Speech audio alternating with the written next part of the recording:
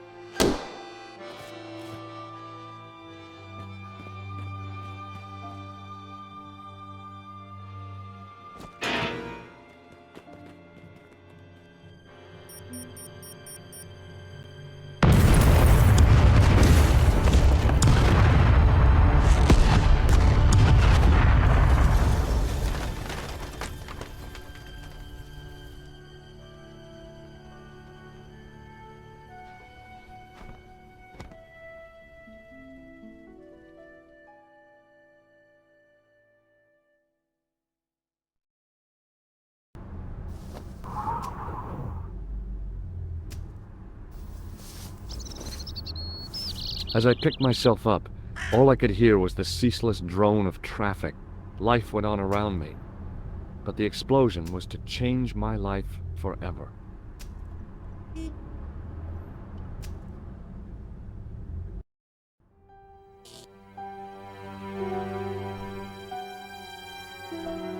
It was the body of the old man. It was hard to believe I'd seen him alive only minutes before.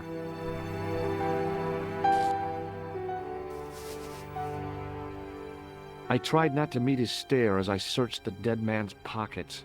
No wallet, no papers, no credit cards. The guy's past was a blank page.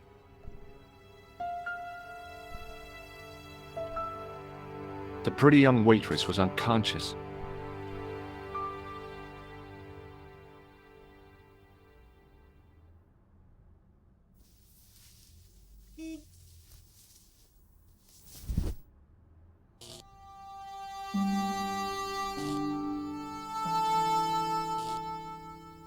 Oh, my head. Never again. How much vodka did I drink? Oh, no, don't tell me. What is your name, Sherry? George Stobbart, ma'am. Oh, American. She asked the question quite innocently, but I could sense her reserve. It was something which seemed to afflict all Europeans. You look like you could use a little help. I could use a little drink. I feel sick, dizzy, and bruised. I don't even remember the party. Just relax and take it easy. You've been knocked out. You don't say. What happened? There's been an explosion. You should try not to move. Are you a doctor? No, but I used to play hospitals when I was a kid. Can you remember anything at all? No. I need a drink. Pour me a brandy. Is that straight or with ice? Just give me the bottle with a cheat on it. I guess a little drop won't hurt.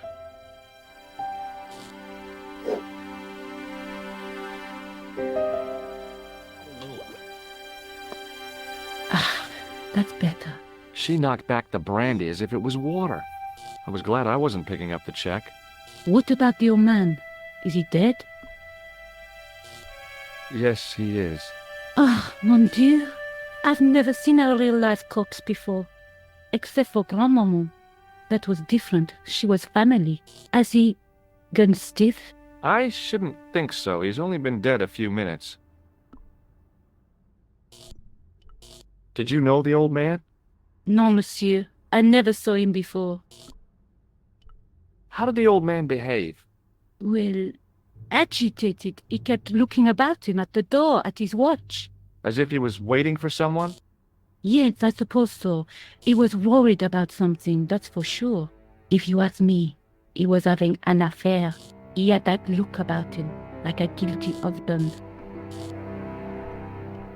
Do you remember what happened when the clown entered? I remember that horrible tune he played all right. It was like a funeral dirge. I'd never liked accordion music either. Did the clown speak to the old man? No, he just laughed at him. Then he grabbed the old man's briefcase and ran out of the door. Did the old man try to stop the clown? Oh, he didn't have a chance. The clown dropped his accordion and ran out of the door. That's it. That's all I can remember. Did you see what the old man had in his briefcase? No, he didn't open it. What did the old man do when the clown snatched his briefcase? Nothing. He just sat there like he was frozen. Stay here, mademoiselle. I'm going to look around for evidence.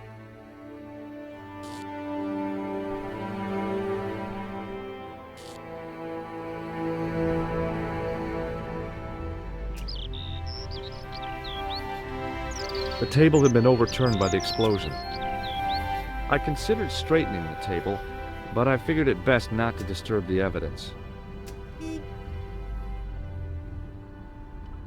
Wrapped around the lamppost was a newspaper.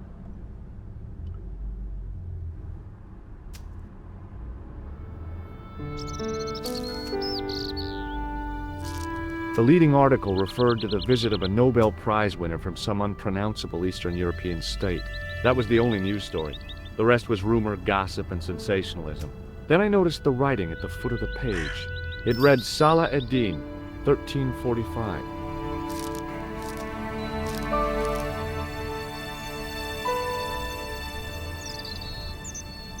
The umbrella had protected me from the bomb blast, but it was of no use to me now.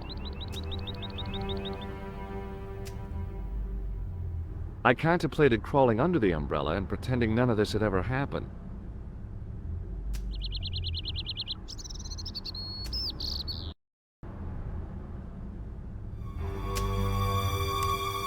Freeze! Hold it, right there. Oh, don't shoot. I'm innocent. I'm an American. Can't make up your mind, eh? I demand to see the American consul. Drop your weapons and get down on the ground. Put that thing away, Sergeant Moo. I apologize, monsieur, but I cannot permit you to leave. Am I under arrest? Ah, no, I would simply like to ask you some questions.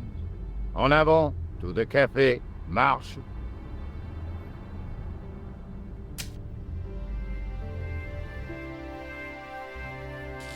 What a mess. This bombing is an outrage, is it not? Stop that, monsieur. Stop holding your breath at once. Has it occurred to you that he may be dead, Moo?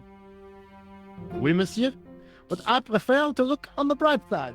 Besides, I recall a case where the killer escaped by feigning death. However, in this case, the man is quite dead. Clearly, the killer knew of his presence and... How many times have I warned you about premature extrapolation? All we know is that he is dead. it seemed reasonable to assume... A great detective assumes nothing. Take Maigret, for instance. But he was a fictitious character, monsieur. Why, he was no more real than Poirot or Tintin. That's different, Moo.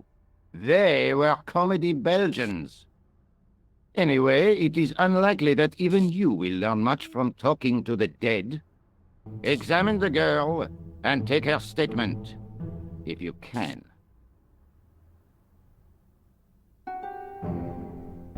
I doubt if she is in a fit state for questioning, monsieur. It smells to me as if she has been drinking. As I feared, we have stumbled upon a den of iniquity, Moo. Leave her to me, sir. I am used to handling drunken women. I do not doubt that for one moment. Et maintenant, to business.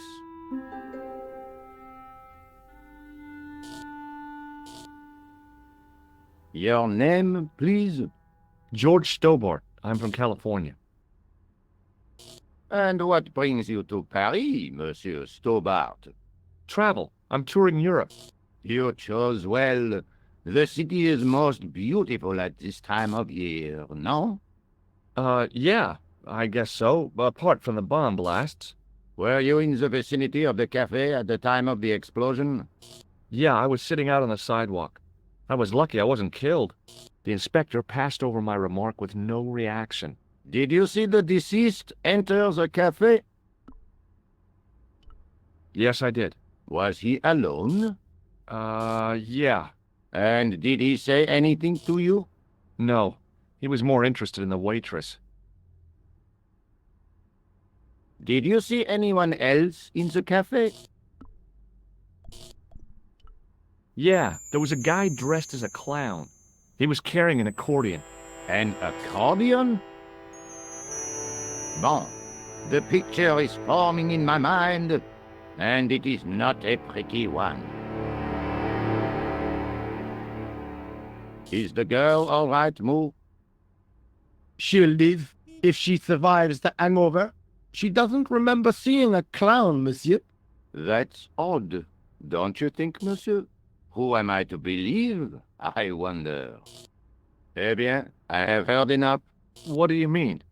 I am satisfied that you know nothing. You may leave. I hope this little incident does not spoil the rest of your vacation. What about my personal safety? Can't you at least give me some advice? What can I say? Stay alert and look out for suspicious characters. And don't cross the road until the little man shows green. Great advice. I honestly believe you are in no danger, monsieur. Should you remember anything of importance, please contact me. My card.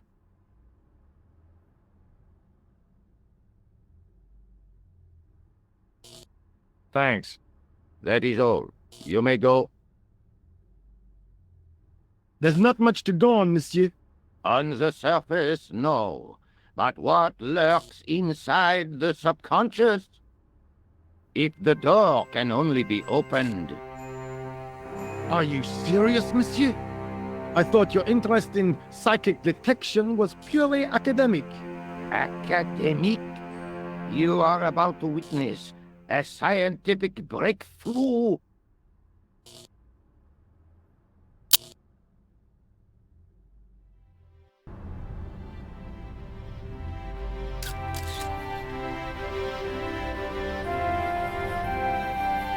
The girl presented a confident but sullen mask to the world, an expression more suited to the face of a delinquent youth. Excuse me, mademoiselle? Hi, my name's George Stobbart. Oh, an American by the sound of it. Yeah, that's right, on holiday in Paris. Some holiday, huh? You were here when the bomb went off? Sure was. Sat right out front of the cafe. Did you notice a middle-aged man, maybe 60, with an hat and overcoat? I couldn't believe it. She hadn't even asked how I was feeling. Yeah, he went inside just before the bomb exploded. You weren't related to him, were you? Oh no, nothing like that. I am Nicole from La Liberté. What's that, some kind of nightclub? No, it is a newspaper. You're a reporter? I'm a freelance photojournalist. Say, you can interview me about the bombing. You know, an eyewitness account. Minutes after the outrage that shook the whole of Paris. You know, real-life drama, human interest, that kind of stuff. I'll just stick to the facts, thank you. Did you see who planted the bomb? I know it sounds crazy, but he was dressed like a clown. Oh God, it's him again.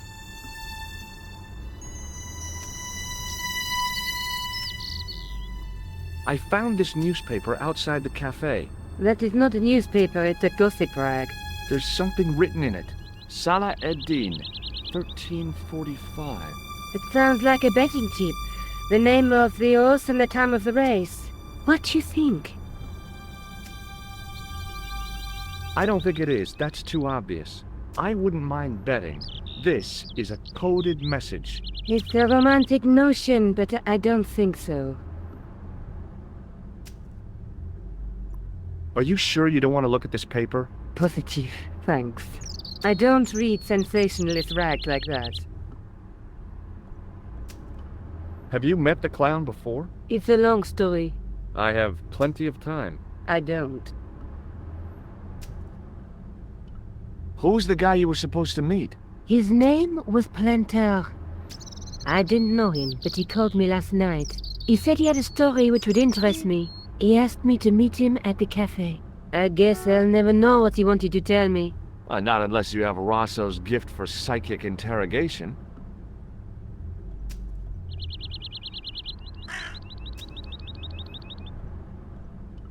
You speak very good English for a French girl. Thanks. You speak very good English from America. Do you know a police officer called Rosso? Rosso? Our paths have a knack of crossing. If I didn't know better, I'd say it was deliberate. Have you seen Rosso? Is he here? He's inside, attempting to question a witness with his psychic powers. That guy is weird. Yeah. Rosso didn't blink when I told him about the clown. It's as if he already knew. That is typical of a cold fish like Rosso. I've seen cheeseburgers with more spunk. Look, the inspector gave me his card. I didn't know his first name was Augustin. It suits him, I must say. How did Plantar get your name? Through the newspaper La Liberté. Had written an article linking two unsolved murders. One in Italy, the other in Japan. The cases were remarkably similar. A wealthy victim, no apparent motive, and a costumed killer. Planta said he could supply me with more information. Why won't you tell me about this clown? Why do you want to get involved? Because he almost killed me. Isn't that reason enough? I guess so. Listen, I'll give you my phone number. You help me with my story, and I'll let you in on what I know. And let's get one thing straight right now. This is strictly business. Okay, it's a deal. I have to go develop these pictures. À bientôt, monsieur. Fine, I'll, see you soon.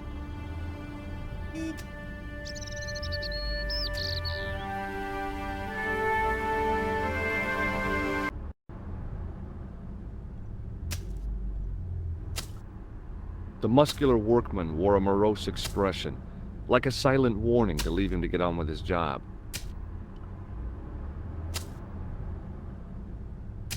Hi, can you spare a few minutes? I thought you'd been arrested. No, it was a misunderstanding. When he pulled that gun, I thought that was it. Those automatics pack quite a punch, you know? He made a mistake. He thought I was a terrorist. You? A terrorist? Ha! He was only doing his duty, I guess.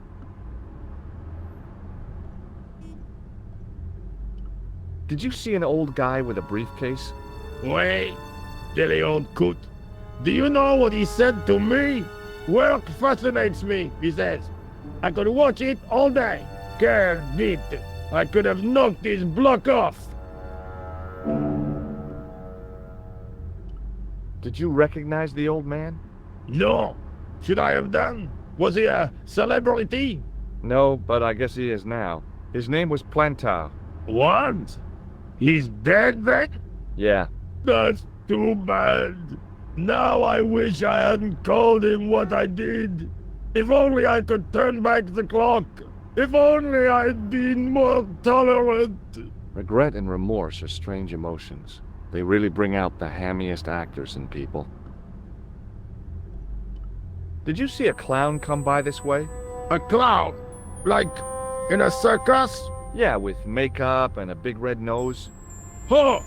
Those guys are funny, aren't they? Not in my experience. I love the circus, especially the horses. You haven't answered my question. Have you seen a clown? You think I've got time to watch everyone who passes by? Some of us have to work for a living. Look, I know you're busy, but surely you'd have noticed a clown. I told you already. I didn't see a thing. He was wearing multicolored baggy trousers and makeup. He'd be a poor sort of clown if he didn't.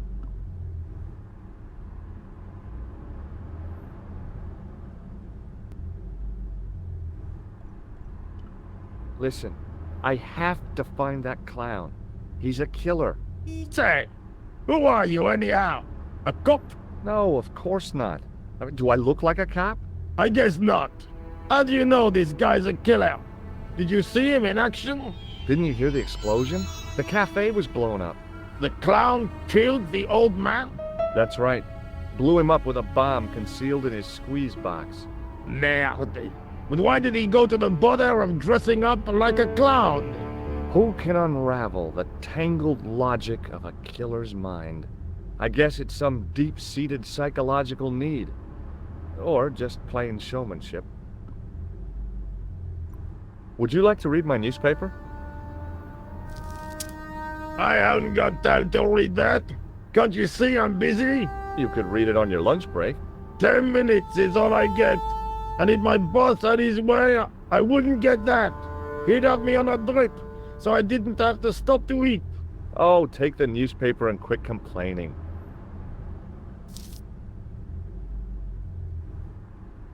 Ah, look at this. Damn bleeding heart liberals. Ja, save the dolphins. Catch them and eat them, I say. All that fuss over a bunch of fish. Nah, that's more like it. Look at the size of those. Like champagne bottle corks, no? Ah, what's this? Saladin running in the Prix de l'Arc de Triomphe. It's a racehorse? A horse? A legend.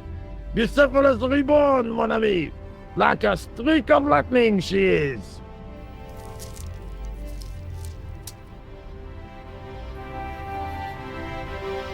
Do me a favor, won't you? Keep an eye on my hole. I'm off to put some money on that knife.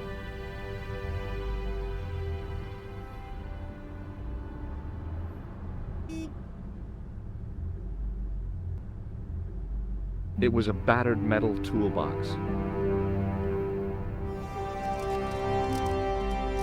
I found a T-shaped tool in the box. I didn't know what it was, but it looked useful.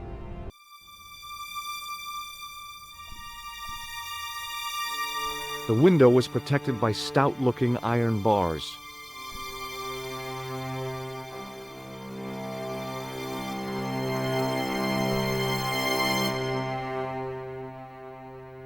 It was an iron cover concealing the entrance to a drain or sewer.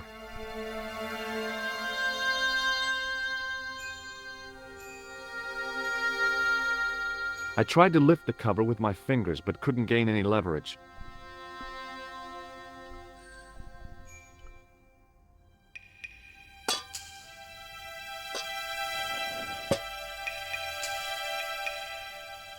I lifted the cover to reveal what smelt like the entrance to a sewer.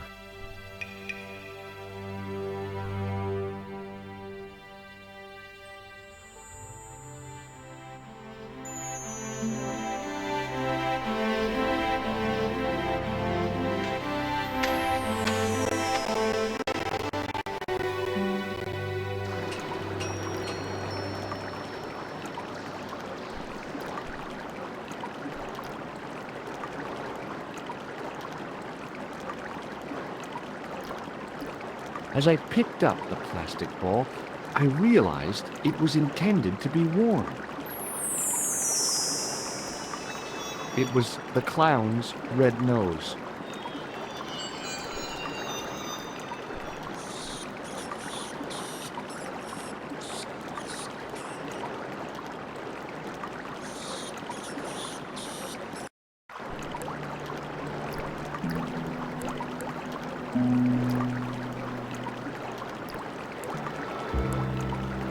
I scooped up the sodden tissue.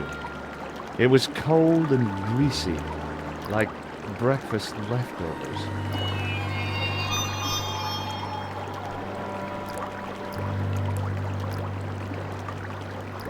It was a small scrap of cloth caught on the rusting spike.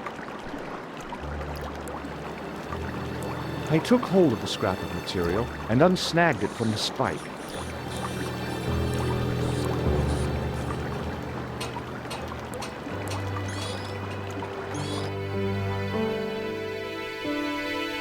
Hi there. Hold it right there, you sewer rat. I knew you'd come back, and now I've got you. What are you talking about? You're trespassing. Come out of there, immediately.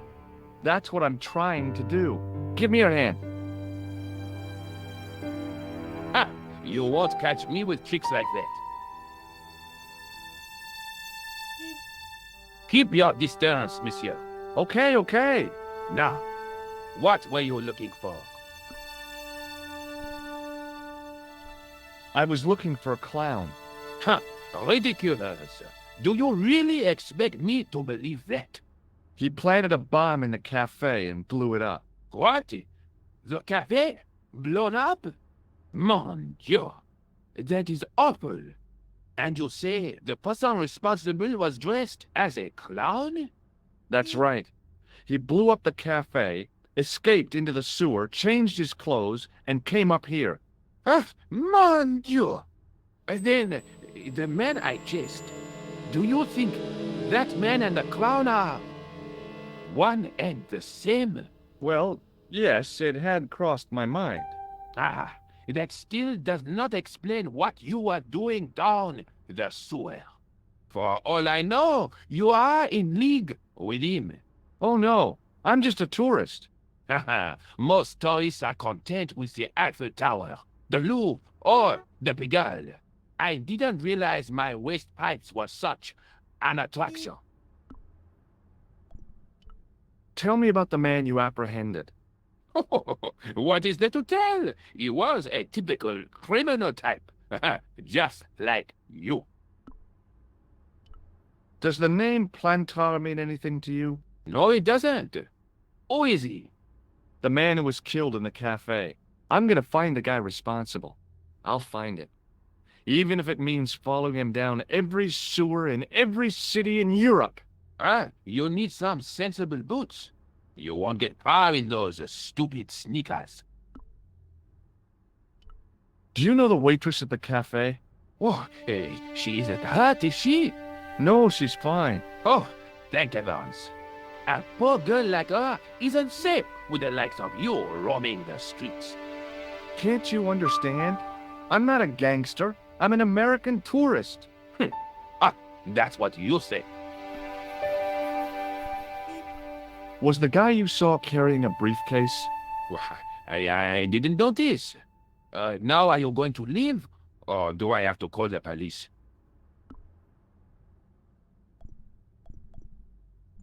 Perhaps you'd like to take a look at my card?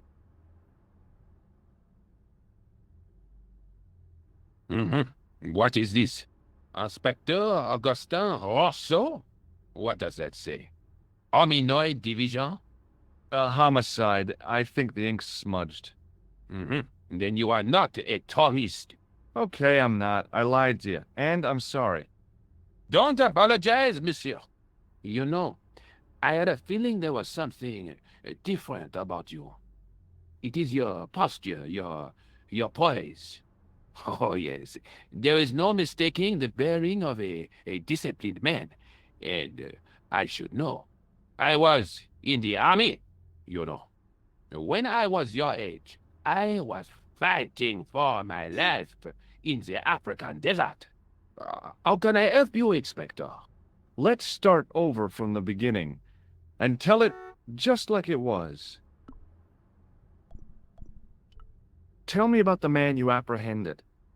Oh, he was a mean one, monsieur. He grabbed me in an armlock, his face suddenly next to mine. His grip was like iron, but he did not know what he was up against. Oh no, he made a big mistake when he took on one of the desert hyenas. Yes, I get the picture. Does the name Plantar mean anything to you? No, it doesn't. Do you know the waitress at the cafe? So you don't want to hear about my experiences in the desert? I fought to make this country what it is today. I'm sure you did, but I'm a little short of time. Do you know the waitress at the cafe? You can't suspect her, surely. Just answer the question, please. Yes, I know her. Quite well, you could say. She came to work at the cafe 7 months ago. I look forward all week to the relief she gives me when she visits. Really? So you'd miss her if she wasn't there? Oh, mais oui. Who else would I find to cut my toenails? Was the guy you saw carrying a briefcase? Why, yes, he was. Clutched in his arms like a baby. That belonged to his victim. Oh, what do you think was in it? Drugs? Stolen jewels? I don't know, but the killer thought it was worth a man's life. Nothing is worth that, monsieur.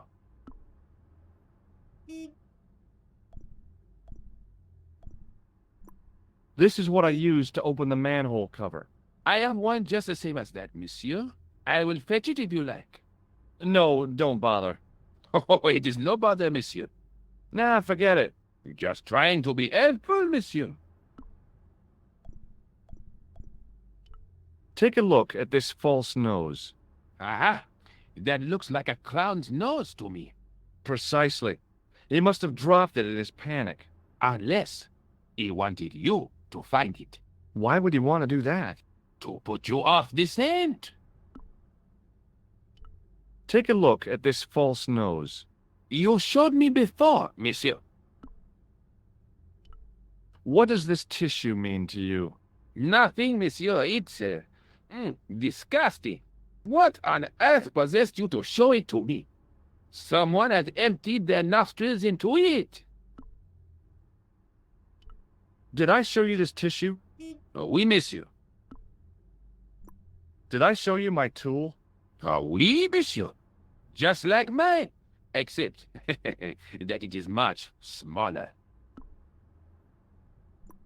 Does this piece of material mean anything to you?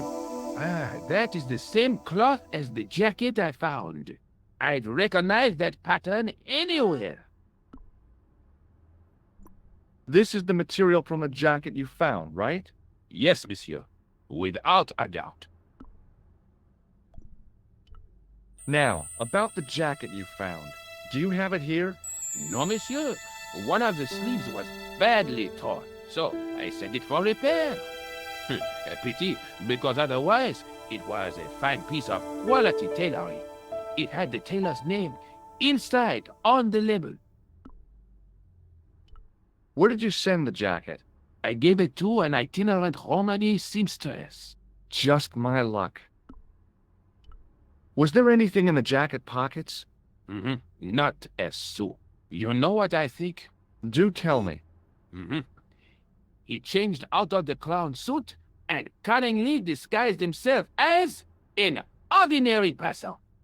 Looks like I'm up against a mastermind. What was the name on the label? Ah, it was a foreign name. Todrick, I think. Did you get the address? There wasn't one, monsieur. Only a telephone number. Well, I don't expect you to remember a phone number you've only seen once. 74 98 08 59.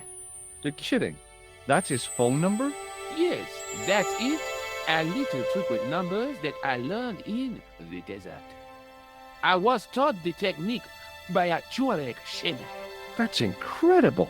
It comes in handy at the supermarket checkout. Do I get a reward? Honesty, monsieur, is its own reward. Then I'm glad I do not rely on honesty to pay the bills. I have to be going. Thanks to your help, the citizens of Paris can sleep a little easier tonight. Vraiment? I was only doing my duty, monsieur. Good luck, Inspector. I hope you catch that killer soon. I'll let you out.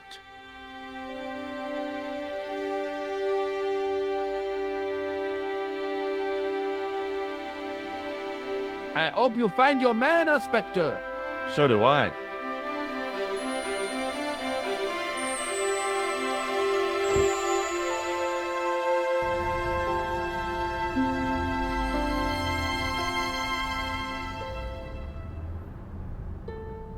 There was nothing inside the tent except a large toolbox.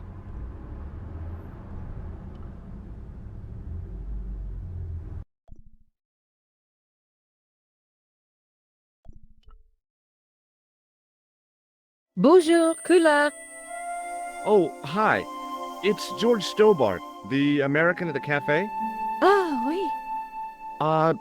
You said to call if I could help. Have you any news for me? You bet. I met a witness who spoke to the clown.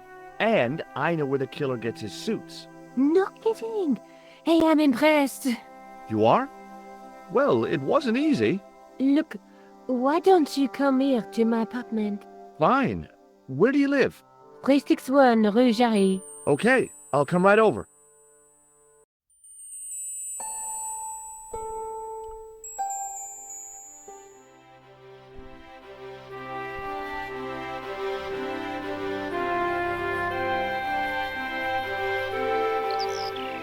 Oh, hi. Bonjour, monsieur.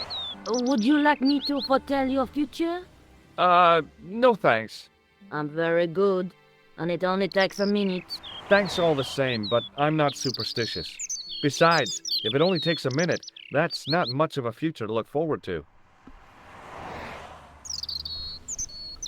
Do you know a young woman called Nicole Collard? Yes, I do. She lives upstairs from me, in the apartment block across the street. The door isn't locked, but you'll need to give it a gentle nudge. It sticks, you see, because of the damp. The landlord said he'd fixed it before winter sets in. He's been saying that for 3 years. How long has Mademoiselle Collard lived here? A few months. She's in for a shock when the cold weather comes. Drafty windows, insufficient heating, it's a struggle to keep warm. The only reason I stay is because the rent is cheap. Your young lady, she deserves better. I thought Mademoiselle Collard was a successful photographer. Not as successful as she makes out for all her fine clothes. Oh, I've heard her crying herself to sleep at night. That's awful. Now don't you let on that I've told you. She's proud, that one. Too proud, if you ask me. I've changed my mind. Will you tell my fortune?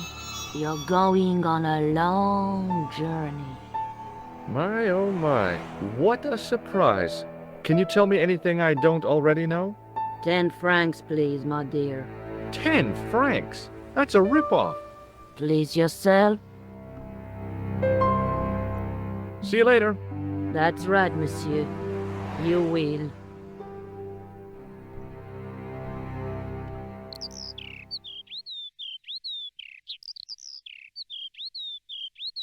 Remembering the flower seller's advice, I pushed the door gently just above the lock.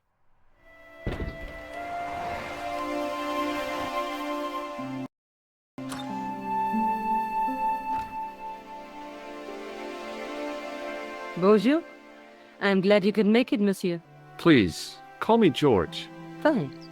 I'm Nicole. Take a seat, George.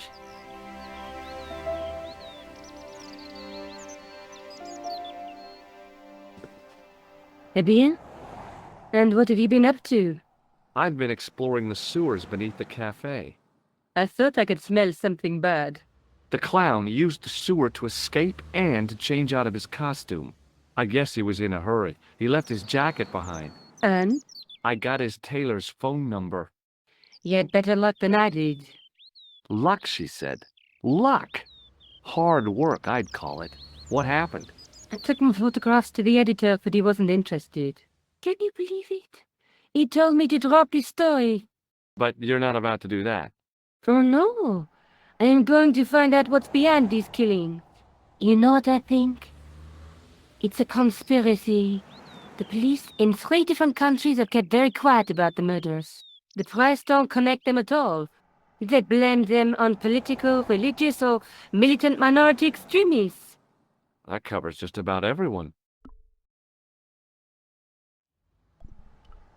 May I use your telephone? Sure, go ahead. Thanks.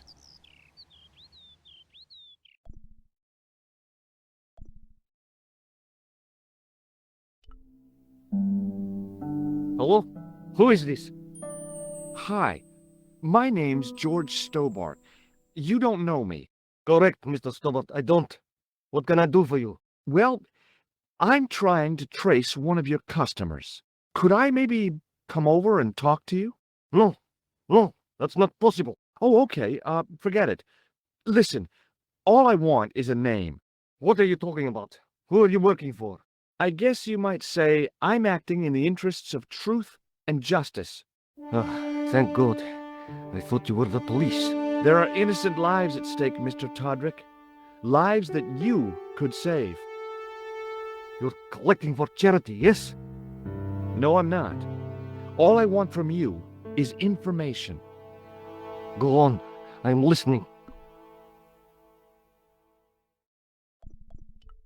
What do you know about the clown who bombed the Café de la Chandelle Verte? I don't have no idea what you're talking about. You're cool, Todrick. But I think you know more than you're saying. I don't know who you be, but sure I am you don't know what you're talking about. I don't know if you're saying that to make me think you don't know what I mean, but, this is ridiculous. Quit playing games with me, Todrick. I tell you, I know nothing about no clown. Did you know that one of your customers was a part-time clown? If a guy feels happy with a funny nose and custard down his pants, what's the problem? Do you know a guy called Plantar? No, I never heard of him. Shall I tell you what happened to Plantar? How he was killed in cold blood? I told you, I never heard of Plantar. I expect Plantar's a family man, don't you? In their little apartment, Madame Plantar is cooking the supper, listening for the familiar sound of her husband's key in the door. Junior is waiting for his daddy to come home from work. He can't wait to show him the merit marks he earned in school today. Only tonight, Monsieur Plantar won't be coming home. You forgot the puppy. Huh?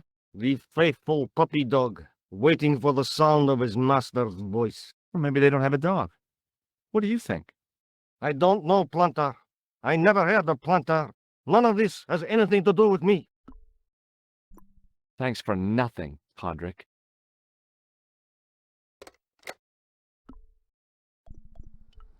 Tell me more about the clown's previous victims. The first was Arno Bellotta, the millionaire pharmaceutical baron. He made his money from amphetamines in the post-war slimming and diet boom. Imagine it! Millions of housewives literally speeding their butts off. Was he killed for his money? No. He had no living relatives, and his fortune went to the orphanage where he grew up. The only witness in the case was his Filipino au pair.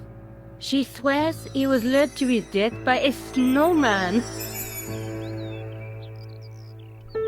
What about the clown's second victim? Yamada, the controversial Japanese green politician. He inherited his fortune from his father's electrochemical consortium. He was committed to dismantling Japan's automobile industry. I can't see him gaining much support with a loony policy like that. Yamada was a man of vision. He was years ahead of his time. If you say so. How did he die? At the hands, or should I say, flippers, of a giant emperor penguin. A snowman, a penguin, and now a clown. You know, I hate to admit it, but this is scary. And I'll tell you what, I won't be accepting any invitations to costume parties. I don't blame you for being scared. I am too. But this story could be my only chance of a big break. Or a premature death.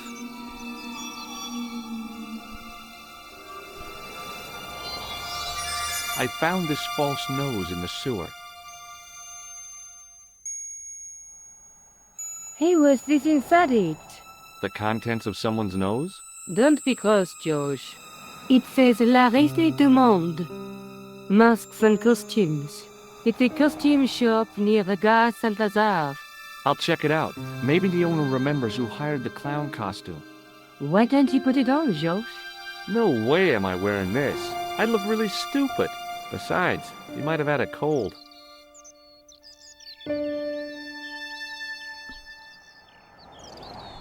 I showed you the red nose, didn't I? Yes, you did. Why don't you pay a visit to the shop it came from? I just might do that. I found this tissue down the sewer. Oh, that's disgusting, George. I think the stuff on it is grease paint, like actors use. Or clowns. It's still disgusting. Get rid of it. I found a piece of material near the café.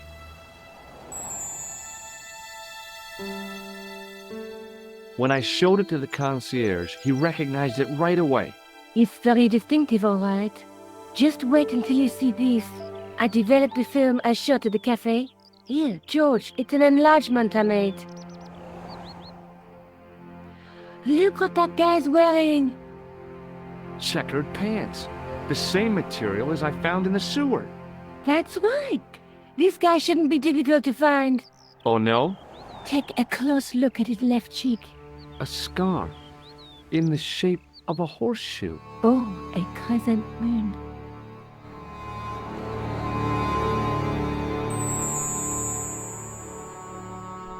How come you enlarged this photograph of me?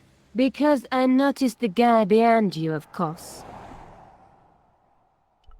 Do you want this photograph back? No, you keep it. I can always make another print.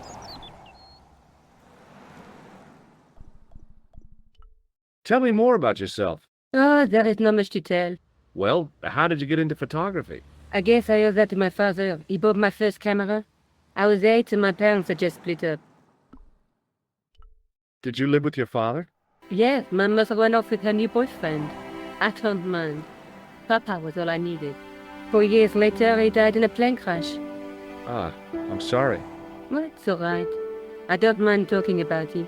He was more like an older brother, really, always joking and laughing. Papa always wanted I should study art. That's why I went to college. Did you learn about photography at college? Oh, God, no. I couldn't afford the materials. We were billed for everything we used, paint, canvas, paper. Most of my year turned to minimalism. It was cheaper. I used to go poaching in the park for squirrel hair. The only time I wasn't hungry was the time I did printing. I used to eat the potatoes. You're making fun of me, aren't you? Oh, no. Do you have a boyfriend? That's none of your business. I'm going back out to search for that clown. Where? I guess I could visit the costume shop. Good idea.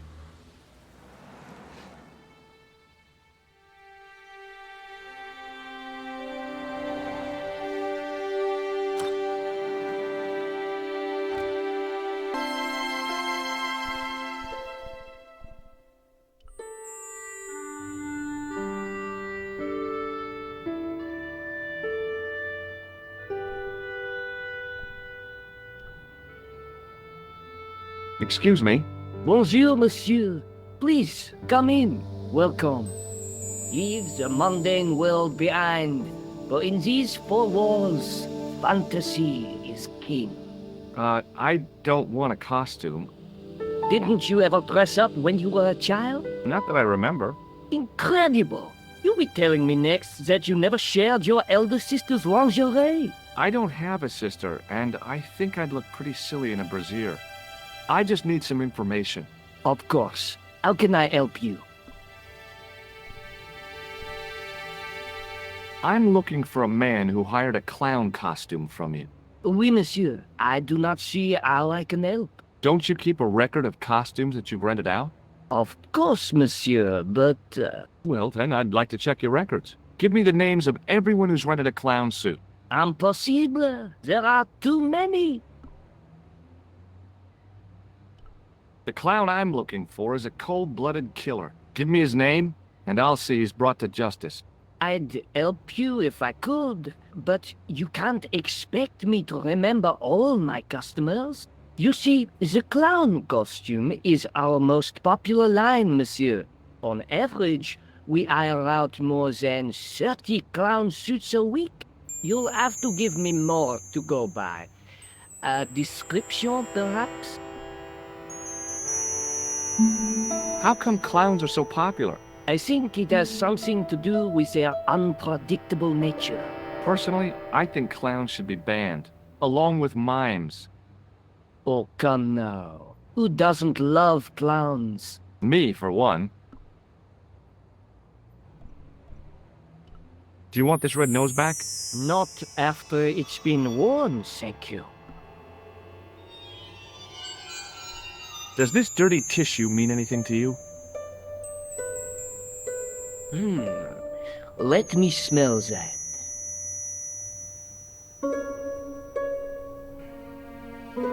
Bestheimer's number 7 white pancake. Theatrical grease paint, right? Oui, monsieur. La crème de la crème of Thespian accoutrement. Have you sold any of it recently? Yes, 2 cans. About this tissue. I have already given you my professional opinion. Do you recognize this man? Ah oui, he was here this morning. He chose 2 costumes, Bozo the clown and Seamus the pixie. A pixie? Very smart. Green silk with a taffeta lining. He gave me his name as Monsieur Khan. Are you sure this is the same man who hired the clown suit? Certainement, Monsieur Khan. Are you sure this is the same man who hired the clown suit? Certainement, Monsieur Khan. Thanks for your help, buddy. My pleasure, monsieur. Allow me to shake you by the hand. Huh? Well, okay.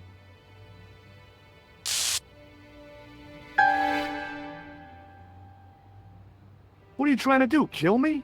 You did not find it amusing? I never saw the funny side of electroshock therapy. Eh bien, it is yours to keep. A gift? Do I need a license? No, but I give you a word of warning, monsieur. What? Remember to switch it off before you visit the toilet.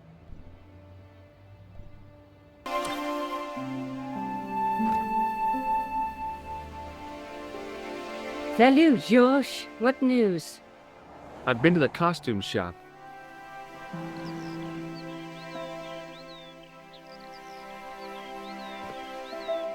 Gift? I like it. What are you supposed to be? I didn't hire a costume. These are my clothes and you know it. Did you ask about the clown? Yeah. He used the name Khan.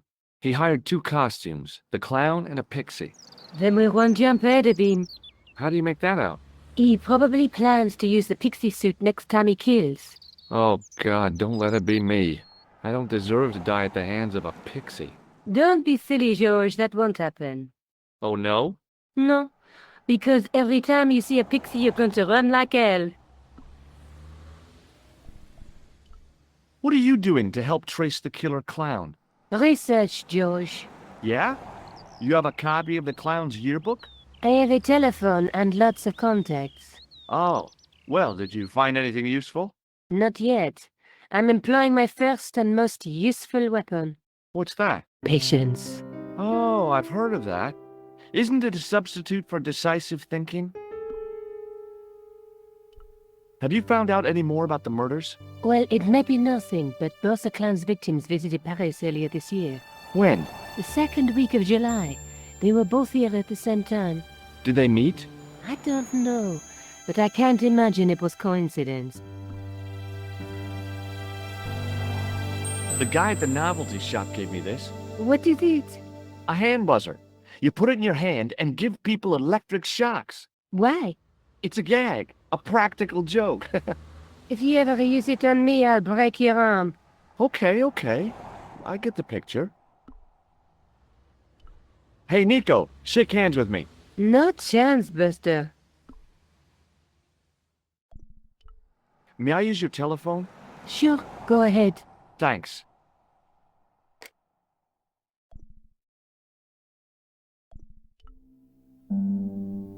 Hello? Who is this? Mr. Todrick? Oh, it's you again. What now? The man I'm looking for is called Khan. He bought a suit from you, remember? Mr. Khan. Yes, I remember him. Yes, I delivered the suit to his hotel. The Hotel Ubu. I don't remember the room number. It was upstairs. The second room on the right-hand side of the corridor. Thanks, Todrick. That's all I wanted to know. Now I've got you, Mr. Clown. Now we're getting somewhere. Do you know the Hotel Ubu? The Ubu? Yes, I do. That's where the clown stayed. Good work, George. See you later. Where are you going now? I could go hang out at the Hotel Ubu. Watch out for Khan, George. Don't worry, I will.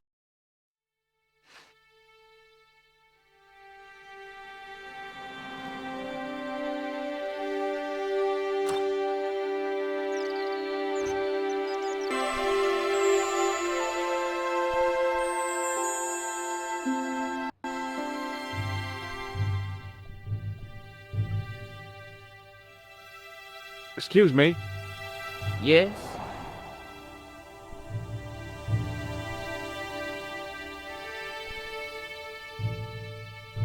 Do you recognize the guy in this photograph? No, I never saw it. Will you shake my hand? Are you joking? Who knows where it has been? Forget it.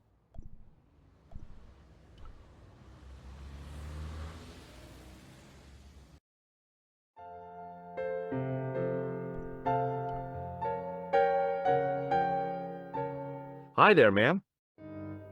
Well, hello. What can I do for you?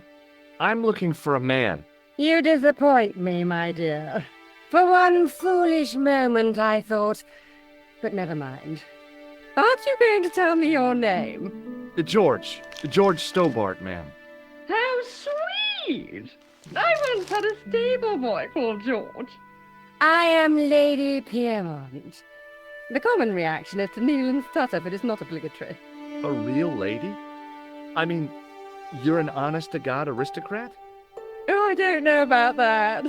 Few of my ancestors are honest, not even to God. I can trace my family back to the Normans, but don't let that intimidate you, George.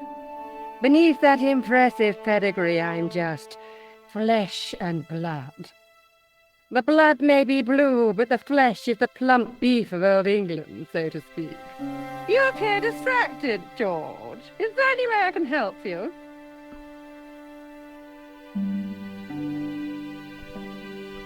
I'm looking for a murderer.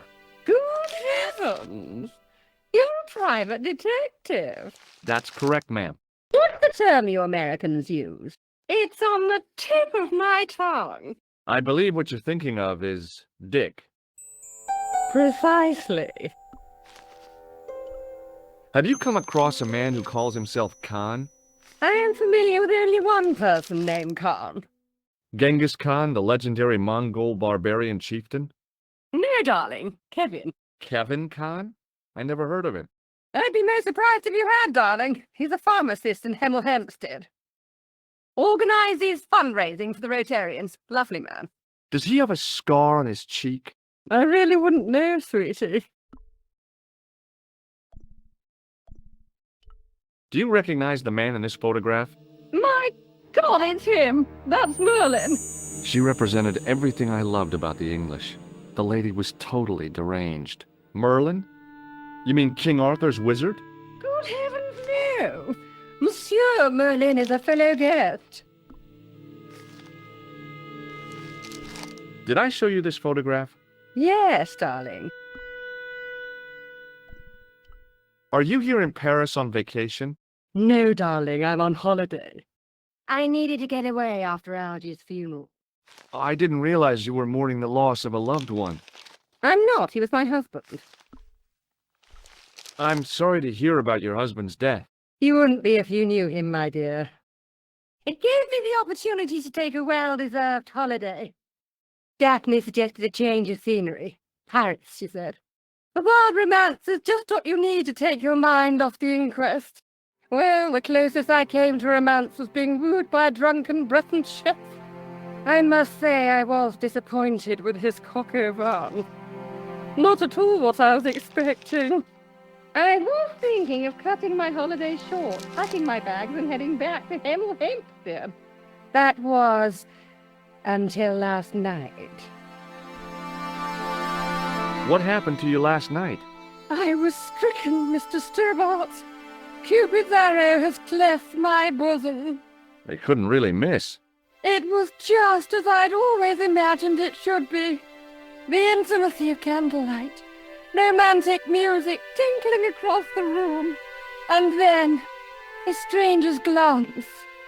Those brooding eyes, that suave manner, those tight trousers. He was the man I'd been waiting for all my life. I'm glad he finally turned up after all these years. Ah, but it wasn't to be. He was merely toying with my affections. And if I ever catch up with him, he's dead. Who was the guy who led you on? His name is Merlin. The man you know as Merlin is a fake. What do you mean, sweetie? He's a murderer. He also uses the name Khan. I am shocked, Mr. Stobbart. Shaken. I took him to be a gentleman, a man of honor. Do you know, I'd rather like to assist you in stitching him up.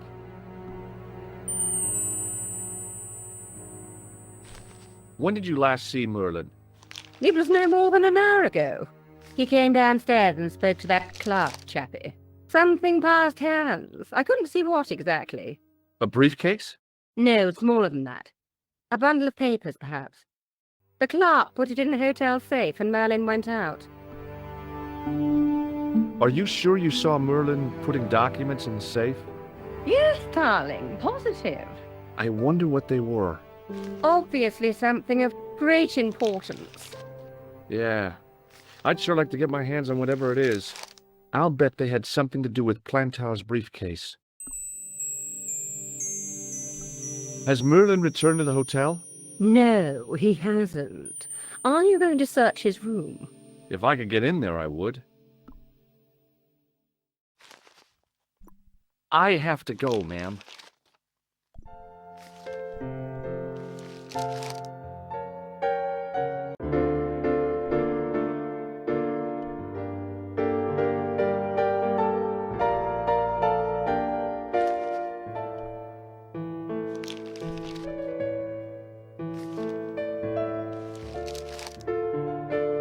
I want some information.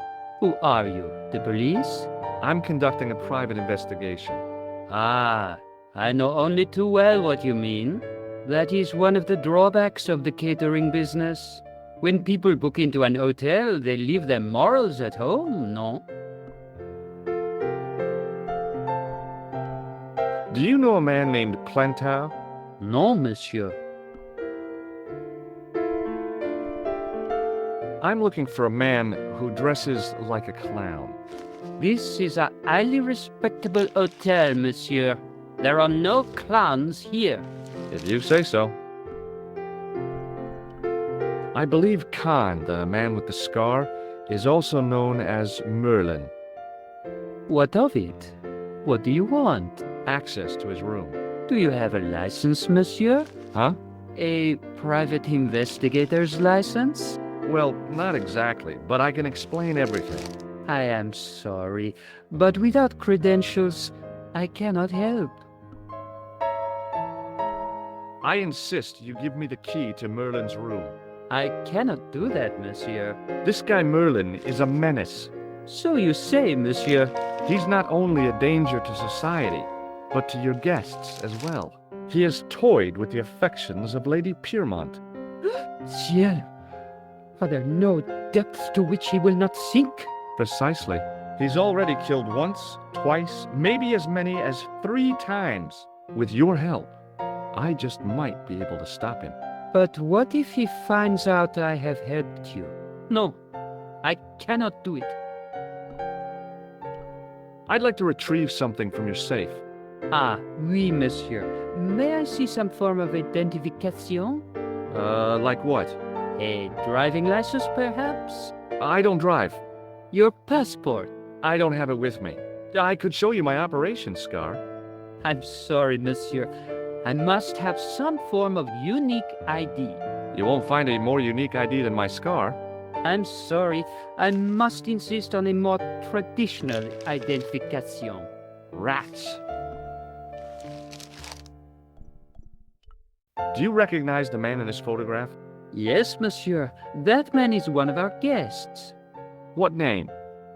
I cannot tell you that. Can you tell me which room the man in the photograph has taken? Oh, no, monsieur. That information is confidential.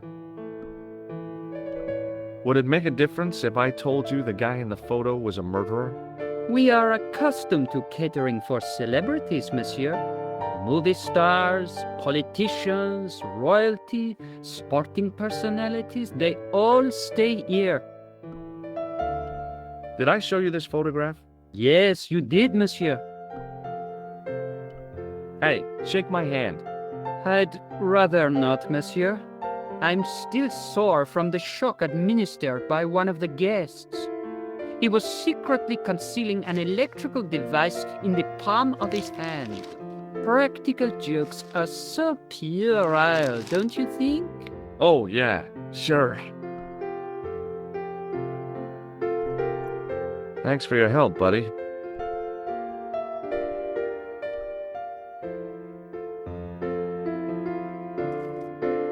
Excusez-moi, monsieur. What? You were trying to steal that key, no? No way.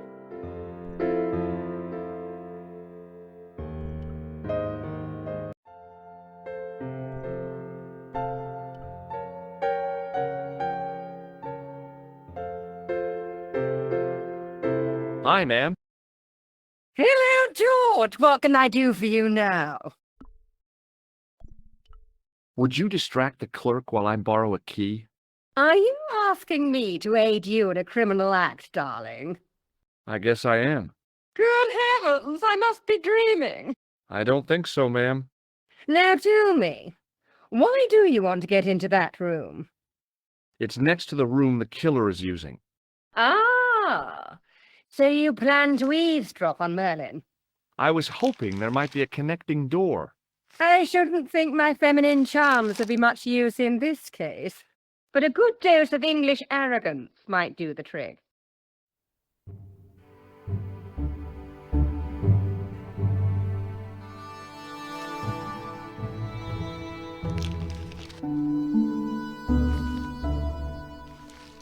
I say, you there, flunky?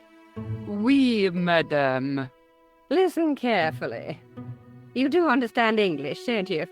But of course, madame. Good. I wish to deposit some jewelry for safekeeping. I understand. Are you quite certain? Oh, bien sûr, madame. Over to you, my dear.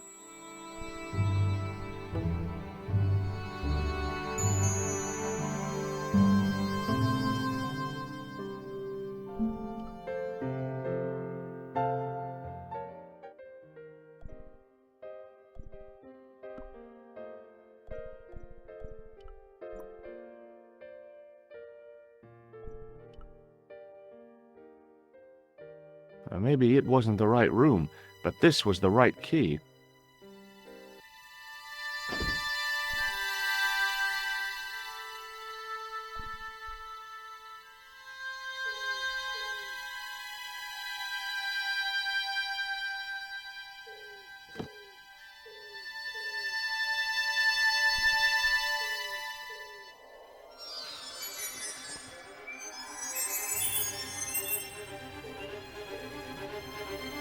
If I wanted my shins sticking out of my shoulders, I could have jumped.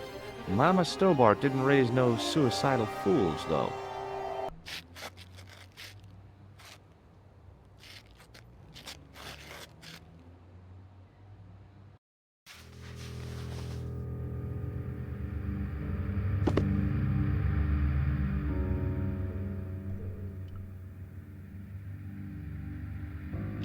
The assassin had been too smart to leave incriminating evidence beside his bed.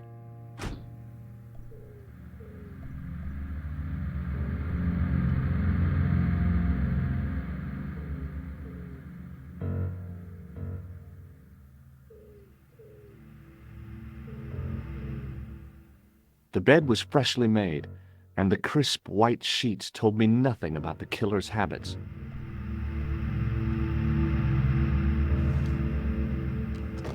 I searched the interior of the briefcase, but, as I'd half expected, it was empty.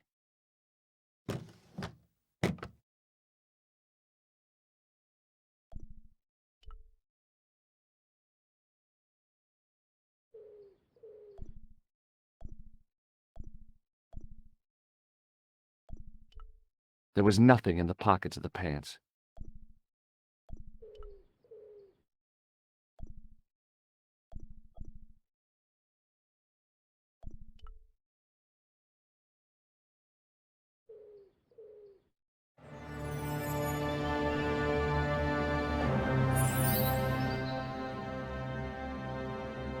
I had the kind of feeling in my stomach that would usually send me running to the bathroom.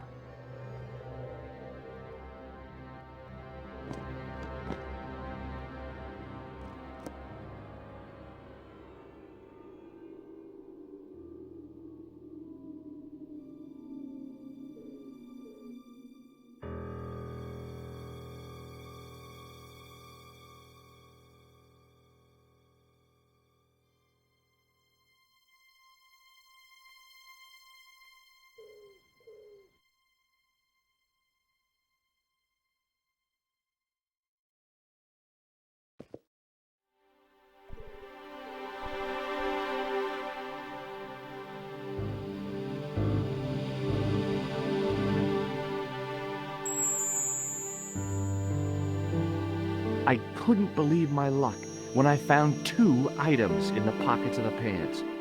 The first was an ordinary matchbook. No matches, no clues. The second was a pass card which read, Thomas Merlin, Gruber Electronics Corporation.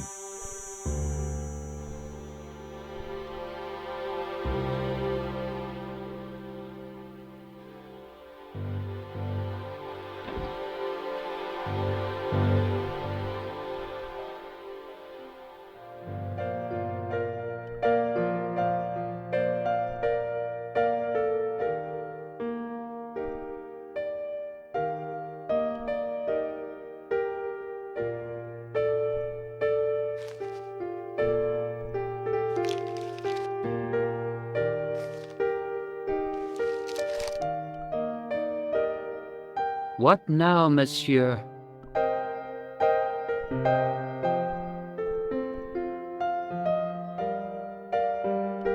Does this pass mean anything to you?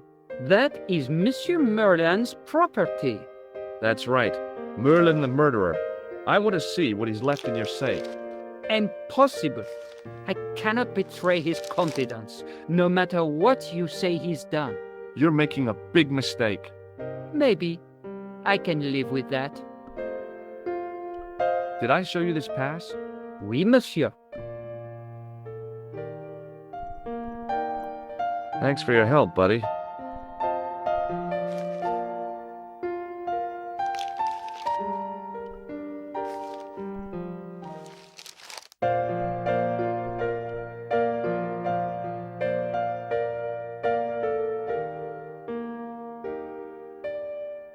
Hi, ma'am.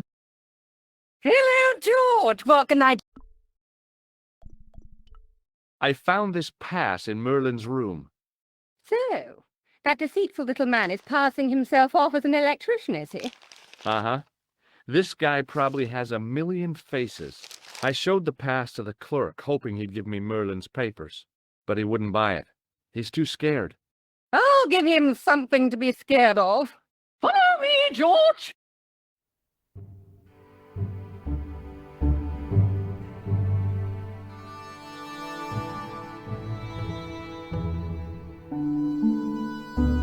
Did you place a package from Merlin in the hotel safe? I did, madame. And did my friend here show you Merlin's identification? Indeed he did, but What's the problem? he isn't Merlin. A mere academic detail. Give him the package. But that is against the law. I happen to be a justice of the peace, you silly man. I own the law. If he tries anything, shoot him, George. My pleasure, Lady Piermont. One moment, please.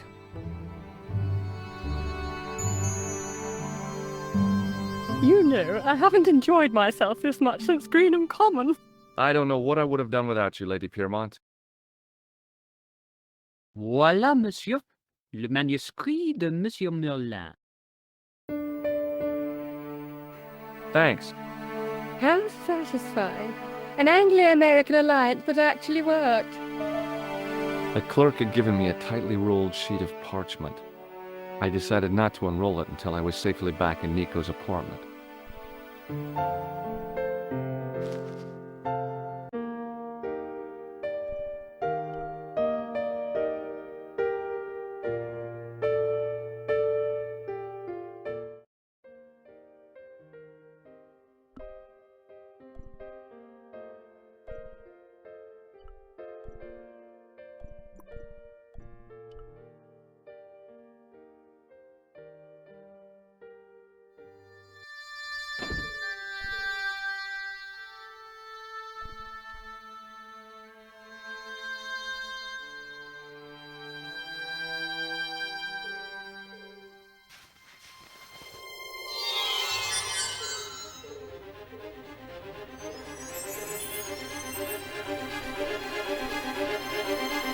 The cobbles of the alleyway looked very distant and very hard.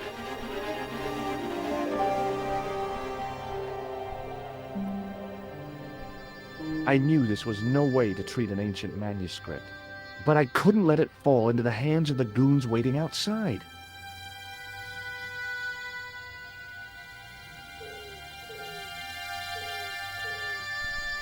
It was the rolled-up manuscript waiting to be retrieved.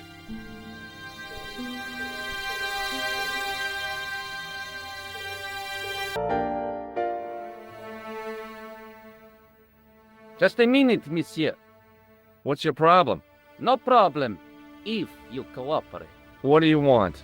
Just a routine security check, nothing to worry yourself about.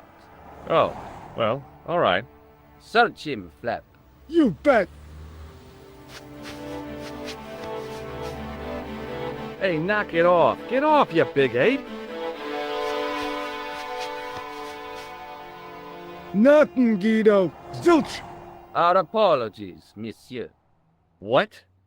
I had to report you to the authorities. Round here, we are the authorities. You want I should break his arms? No. Let him go, Flap.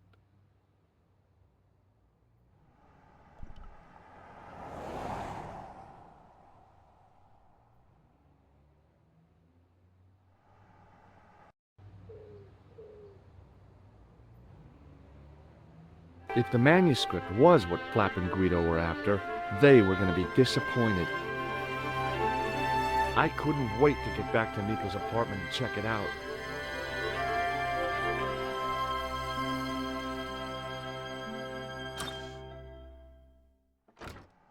You're just not going to believe what I found.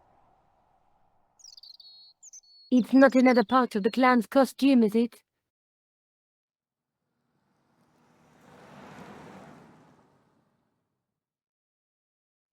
It's a medieval manuscript. Khan left it in the safe at the Ubu. It's incredible. Is this what he took from Plantark? It could be, which means it's worth enough to kill for. Look there, two guys on the same horse. Oh, yeah. Maybe they couldn't afford one each. What of it?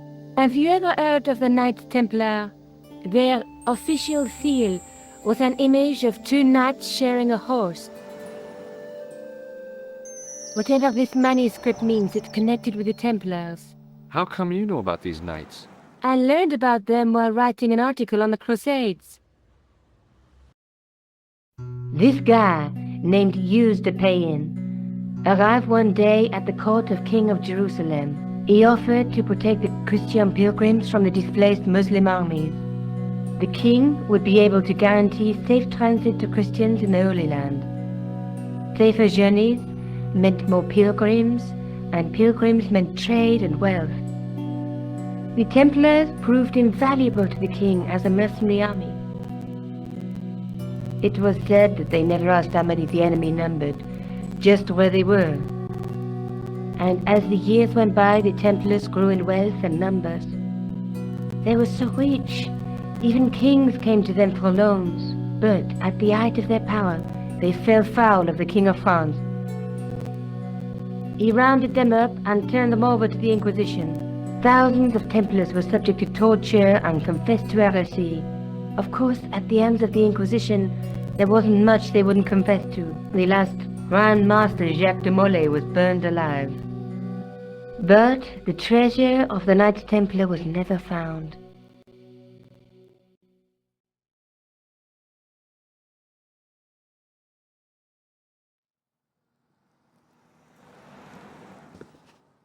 Jeez. So the treasure is hidden, waiting to be discovered? If there ever was a treasure, it's been lost for 600 years. Anyway, we're supposed to be investigating a serial killer, not a medieval treasure trove. But maybe that's what the clown and his accomplices are after. Maybe this manuscript is the key. You'd better leave it here for safekeeping. Think about it, George. One guy's already died for it, as you said yourself. Besides, that parchment is fragile. Okay, I'm convinced. You keep hold of it.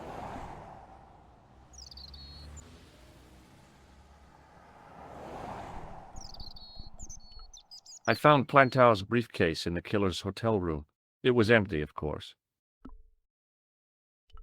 Let's take another look at the manuscript. Let's face it, we need help, George. Someone who knows about these things. Who do you suggest? Indiana Jones? I know a guy who specializes in medieval studies. His name is Lobino. Huh. Some stuffy old fossil who gets horny over ancient relics, I suppose. So worried. Andre isn't the stereotypical professor you have in mind. Where can I find this Lobino guy? At the Krone Museum. I'll give you the address. There's a woman looking at her reflection in a mirror, but the reflection has 3 hideous faces. She reminds me of the Wicked Queen in Snow White. She was the one who said mirror, mirror on the wall, wasn't she? She made me cry so much when I was a kid, Mom carried me out of the movie theater. She didn't frighten me in the least. Like I said, I was only a kid. I didn't like the crocodile in Peter Pan either. There's a woman looking at her reflection in a mirror, but the reflection has 3 hideous faces. There's a woman looking at her, but a knight with a crystal ball. Now, there's something written on the scroll beside the knight. Yes, but it's written in Latin. Per disciplinam mea lux videbis. By my teachings, you will see the light. You speak Latin? Where did you learn a trick like that? A trick? I studied law, okay? I can read Latin. My, you're touchy. Tell me that again. Through my teachings, you will be enlightened. There's a guy working on a loom. He's weaving a carpet or a tapestry. Or a duvet cover. It's a clue to a place, I reckon. Somewhere famed for weaving and ships. Where folk live in barrels? It beats copper boxes. There's a guy with a sword and a bull. The only mythological bull I know of is the Minotaur, but he was only half bull. I don't think I'd like to be half a bull, even if it was the bottom half. What's that object between them? It looks like a gem on top of a tripod.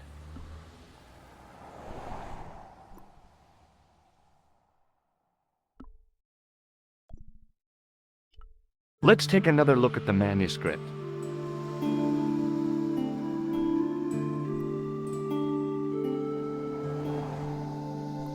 Maybe I'll check out the Kroon Museum. I'm sure you'll find it useful, George.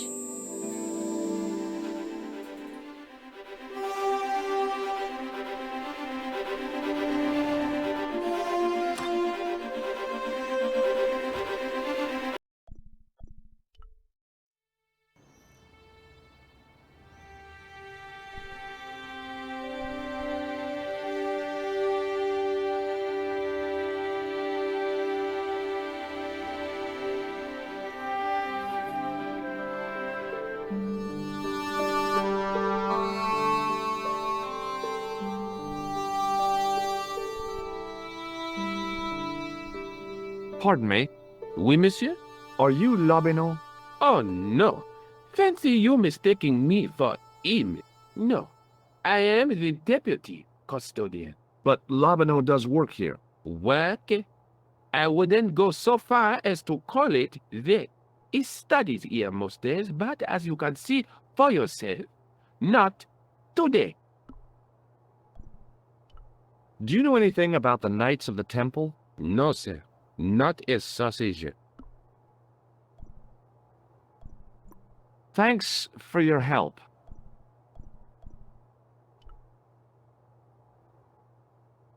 I tried to sneak my hand inside while the guard wasn't looking, but the case was locked. I tried to raise the glass cover of the case, but it didn't budge.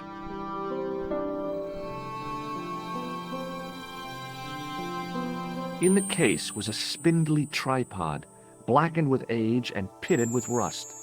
It was identical to the tripod pictured on the manuscript. A notice identified it as 15th century from Western Ireland. It had been found in Loch Marne at the site of a Knights Templar preceptory. Ireland! What's that? This tripod was found in Ireland. I will have to ask you to keep your voice down. I'm sorry, I was excited. The case contained the tripod shown on the manuscript.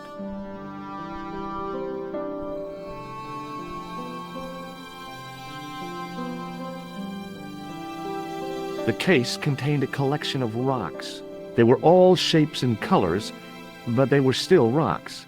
Above them, a sign read, L'Âge Paléolithique.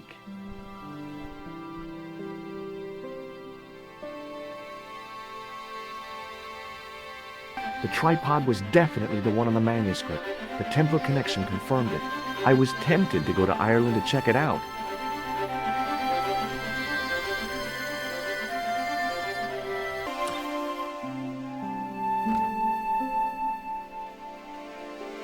Hi, Jules.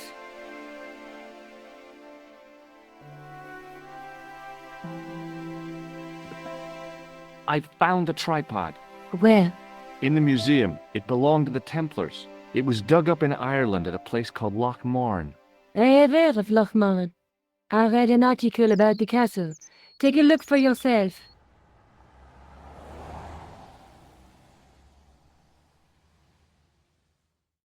A popular gossip magazine? You read that rubbish? No, I write it.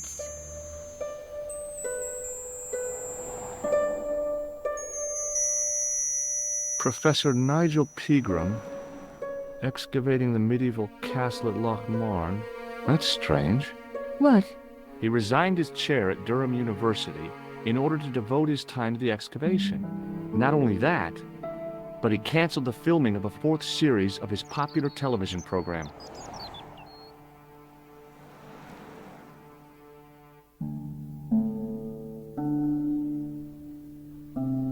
This site at Loch Marne must be awful important to him. He's a professor of history. They're all cuckoo.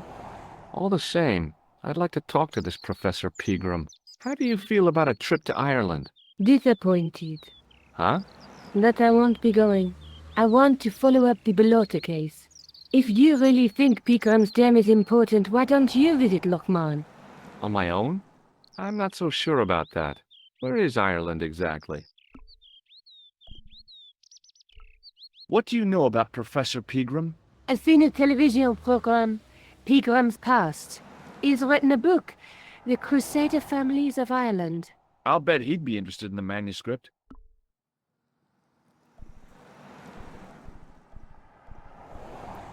I'll see you later. Okay. Keep me informed if you find anything new.